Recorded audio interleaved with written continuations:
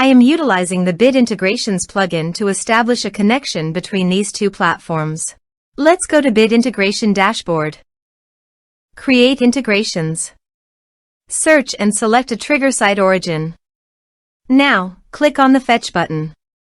Go to your contact form and fill it out to retrieve the SiteOrigin.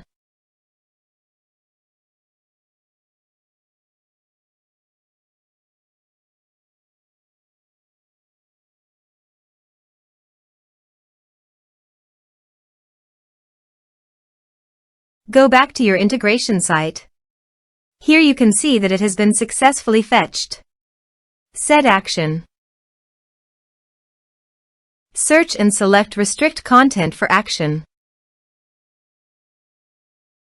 Here give the meaningful integration name as you want.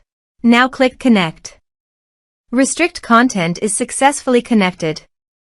Click Next. Select the respective action as you want. Select the respective membership level as you want.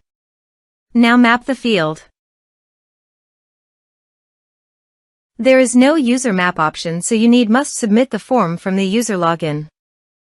Here is the conditional logic. You can use it if you want. If the condition matches, then the data will be sent. Click Next. Now save the integrations. Now go to another user login page and log in. I have already logged in here. Now go to your form and type some information and submit the form.